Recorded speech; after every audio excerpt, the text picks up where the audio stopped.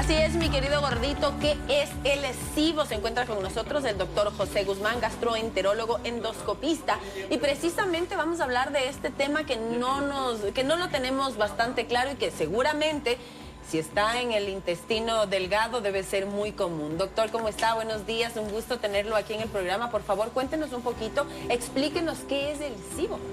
Hola, Cari. Hola, gordito, ¿cómo estás?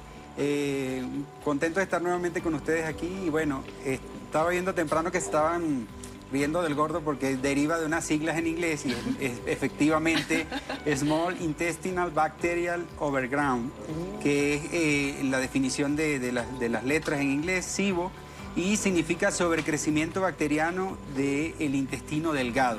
Y efectivamente es bastante común, tan común que se asocia a un 60-80% de pacientes con síndrome de intestino irritable, que también es una patología bastante frecuente, y es causada por muchas cosas, como por ejemplo se ve en pacientes con diabetes, en pacientes que tienen esclerodermia, en pacientes que tienen algún trastorno neurológico que puede enlentecer el movimiento intestinal. En pacientes que han sufrido de cirugías donde se modifica el tránsito intestinal, que son cirugías comúnmente conocidas ahora como cirugías bariátricas, y también está en pacientes asociados, como lo comenté anteriormente, al síndrome de intestino irritable. Wow, ¿cuáles son entonces los síntomas que se derivan de esto del SIBO, de este crecimiento bacteriano?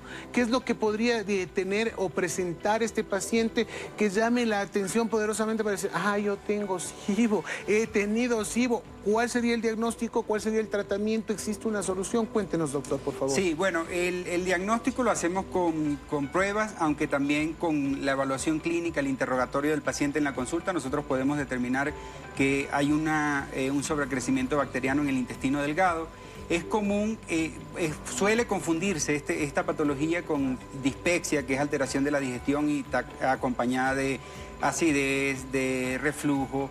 Y básicamente los síntomas que distinguen al SIBO es distensión abdominal, ruidos intestinales, esos ruidos molestos que el paciente siente o que incluso el paciente manifiesta en consulta. Siento que el intestino me llora o me cruje.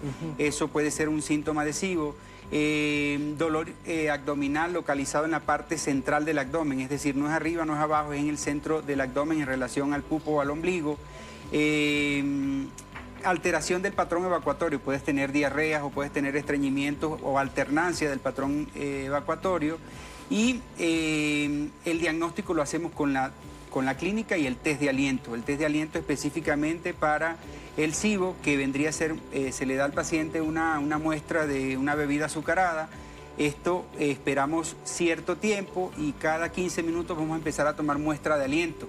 Este aliento se va a procesar en una máquina que cuando nos habla de presencia de hidrógeno o de metano, estaremos dando o positivizando esta prueba que sería característico de un paciente con sobrecrecimiento bacteriano. Ahora, doctor, ¿el tratamiento es complicado o es un tratamiento sencillo? Y también, ¿a partir de qué edad se puede dar? O sea, cualquier edad, puede ser que un niño le dé o ya tiene que ser alguien adulto, adolescente, no sé.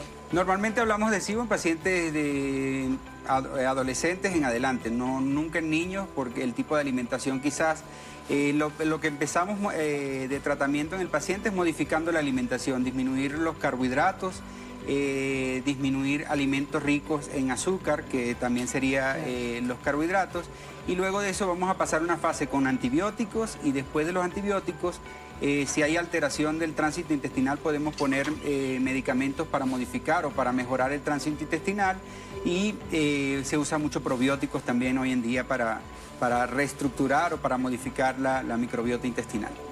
¿Esto es recurrente, digamos, se vuelve a presentar después de un tiempo? ¿Cada cuánto se debería ir chequeando que no se haya vuelto a presentar? Es una pregunta frecuente de nuestros pacientes en la consulta, que nos dicen, bueno, ya tengo síndrome de intestino irritable, esto es crónico. Efectivamente son enfermedades crónicas, pero que pueden ser tratadas. Ahora, cuando se trata, el paciente va a tener mejoría, vamos a dejar la medicación, pero son enfermedades o síntomas que pueden reaparecer. ¿Cuándo van a reaparecer? Cuando tomamos antibióticos, cuando modificamos el tipo de alimentación, cuando hay estrés o situaciones emocionales que pueden afectar el funcionamiento digestivo. Tenemos una pregunta de algún amigo televidente, Keru. Sí, tenemos una pregunta para el doctor. Dice, buenos días. Antes no tenía ningún problema con los lácteos. Es más, me gustan mucho, pero hace años me hicieron un bypass gástrico y he desarrollado intolerancia a los lácteos y muchos alimentos. Por favor, doctor, ¿me puede explicar por qué? Gracias, el mejor programa del mundo. Muchísimas gracias por ese mensaje, doctor. Ok, una de las cosas que hablábamos de causa de SIBO era la modificación del tránsito intestinal, y en el bypass está modificado el tránsito intestinal, conectan el estómago con el intestino delgado y ahí estamos ya alterando la microbiota del sistema digestivo y eso puede ser una causa de SIBO. Segundo, el único mamífero que consume leche después del periodo de lactancia es el ser humano. Entonces, genéticamente estamos codificados para perder la enzima que degrada el azúcar de la leche, que es la lactosa, y la enzima que la degrada es la lactasa. Entonces, hace que a medida que vamos creciendo, vamos desarrollando cierta intolerancia a la lactosa, pero no se pudiera eso considerar una enfermedad. Ahí lo que recomendamos es disminuir el consumo de azúcar, del azúcar de la leche, que es la lactosa, y, por ejemplo, cambiarlos por leches vegetales, leche de almendra, leche de coco, leche de soya, y eso da muchísima mejoría en este tipo de pacientes. ¿Esto sucede solo con la leche si hablamos como de esta proteína? Del azúcar. Del azúcar, pero por ejemplo, ¿qué pasa con el queso? ¿Qué pasa con el yogur? ¿Qué pasa con el resto de lácteos? Deslactosados, recomendamos yogur deslactosado, quesos deslactosados, y el paciente tiene muchísima mejoría de la sintomatología. Ahora, hay pacientes que, por ejemplo, va a depender de la cantidad. No es lo mismo que te comas una rebanada de queso, claro, a que te comas 250 gramos de queso. Entonces, va a depender de la cantidad, y solo con modificar cantidades el paciente tiene mucha mejoría también de los síntomas. Si hablamos igual de la alimentación, si llego a tener SIBO, usted nos mencionaba que había que bajar los carbohidratos. ¿Qué es lo que podría consumir? ¿Cuáles son los alimentos que me podrían ayudar? ¿No? Bueno, por ejemplo, hay una dieta que es la dieta FODMAP, que es una dieta baja en olisacáridos, disacáridos, monosacáridos. Entonces, básicamente es una dieta bastante restrictiva que va a eliminar prácticamente todos los azúcares de la dieta, y esa dieta está recomendada solo de 2 a 3 semanas. Mejoramos la sintomatología del paciente y luego vamos a reinsertar paulatinamente alimento por alimento, y ahí vamos determinando. Por ejemplo, la uva que tiene fructuosa me puede generar síntomas. Si te genera síntomas, le vamos a eliminar definitivamente, pero no ahí lo que buscamos es que el paciente conozca qué tipo de alimentos le generan más daño, y esos definitivamente los vamos a eliminar para que el paciente no tenga una dieta tan restrictiva. Doctor Guzmán, ¿a quiénes recomendaría usted que tomen estas pruebas o estos diagnósticos de SIBO? ¿Qué deberían estar sintiendo nuestros televidentes que nos ven ahora en el día a día para que digan, a lo mejor tengo esto, necesito tomar un test de SIBO para tratarme, para mejorar mi diario vivir con este tema tan molesto? Distensión abdominal, dolor abdominal, ruidos intestinales molestos. En pacientes que ya tengan diagnósticos conocidos como diabetes, esclerodermia, patologías neurológicas, ya es un paciente que está condicionado para SIBO.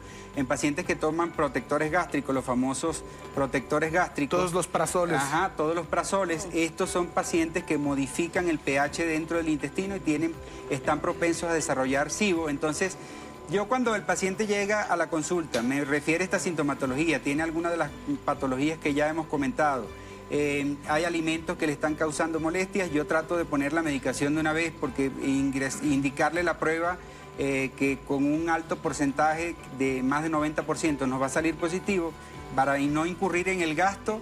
Le ponemos tratamiento de una vez. Ahora, si el paciente, sí, doctor, pero es que yo quiero saber... Perdón, ¿es largo este tratamiento? ¿Cuántos días toma? 14 a 21 días. 14 a 21 días, 3 semanas. Muy bien. Chicos, por acá tenemos otra pregunta y dice, la dieta que está explicando el doctor, ¿cómo se llama y cómo implementarla en diabéticos? Gracias. Se llama FODMAP, es FODMA. Es una dieta, como le comento, bastante restrictiva. Cuando le lea, va a tener alto impacto en usted, pero no es una dieta que va a ser definitiva, es una dieta que recomendamos de 2 a 3 semanas, como para hacer un tipo de switch a nivel del intestino intestinal, a nivel del síndrome del sistema intestinal, y luego de eso vamos a retomar o a incluir nuevamente los alimentos. Así que no es una dieta para mantener el resto de la vida, pues. Por acá dice, por favor, una pregunta. ¿Tiene que ver algo con la hernia de hiato? Hernia hiatal. La relación que podemos tener con hernia hiatal es que si el paciente con hernia sufre de enfermedad de reflujo gastroesofágico, que es cuando el ácido sube y le quema, probablemente esté tomando protectores gástricos y eso hace que se cambie el pH del intestino y haya un sobrecrecimiento bacteriano. Dice, buenos días, una pregunta para el doctor. Yo tengo un problema que no voy seguido al baño, lo hago cada semana, pero en estos días me siento mal porque me da un dolor muy fuerte al lado izquierdo, no me permite ni caminar. Sí, efectivamente un diagnóstico de estreñimiento o constipación es un paciente que tiene modificada probablemente su microbiota, debe tener un predominio de bacterias productoras de metano, que son bacterias que no son las que deben predominar en el intestino, y este metano genera mucha distensión abdominal y genera dolor. E incluso el metano que se ha viralizado muchos pacientes o muchas personas lanzándose flatos y prendiendo fósforos y saliendo llamaradas, es porque el metano es el gas es un gas que genera combustión y es el gas que usamos nosotros en nuestras casas. Entonces, esas no son el tipo de bacterias que deben predominar en nuestra microbiota y por ende este paciente, aparte de la constipación y estreñimiento, está sufriendo de un SIBO y necesita recibir tratamiento. Qué importante, muchísimas gracias, Doc. ¿Alguna recomendación para la gente que nos está viendo en este momento y tal vez algo que nosotros no le hemos preguntado, pero que sea importante? La variación de la alimentación. Cari decía temprano que habla de los alimentos ultraprocesados y efectivamente cuando nosotros comparamos nuestra dieta, nuestra alimentación de hoy con la dieta de nuestros abuelitos, vamos a ver que a pesar de que comían muchas cosas, por ejemplo, que tenemos alimentos similares, nosotros tenemos muchos más síntomas digestivos y es, por ejemplo, la harina de trigo ha sido ultra modificada porque necesitamos un pan más grande, porque necesitamos que de 100 gramos salgan 15 panes de molde. Hay muchos mejorantes también. Exactamente, entonces pasamos de tener un gluten presente en un 10% a aumentar el gluten para tener una masa más grande y eso hace que tengamos más presencia de gluten, por ejemplo, en las harinas. Entonces, básicamente eliminar o disminuir el consumo de ultraprocesados, incluir más alimentos vegetales, más colores en los platos. Cuando decimos colores nos referimos a verduras, a zanahoria, a tomate, esos son alimentos que van a producir que tengamos una microbiota sana. Por ejemplo, consumir fibras. Lo ideal es de 10 a 15 gramos de fibra diario. Eso lo conseguimos en avena, en germen de trigo, en linaza, en la chía que aquí hacemos para exportar en Ecuador. Entonces, importantísimo es una buena alimentación. Buenísimo, excelente. Entonces, no descuidarse nada más, es que usted sentía alguno de estos síntomas que son muy comunes de que nos acaba de decir el doctor. No está de más que usted visite al especialista que pueda tener este tipo de recomendaciones porque lo ha visto, no es tratable, es totalmente paliable esta situación para que usted tenga una mejor vida en el día a día. 10:28, doctor José Guzmán, él es gastroenterólogo, endoscopista, quien nos ha acompañado en esta mañana. Vamos a marcar una breve pausa y tenemos muchísimo más de Saboreando la Mañana. No se vaya, por favor.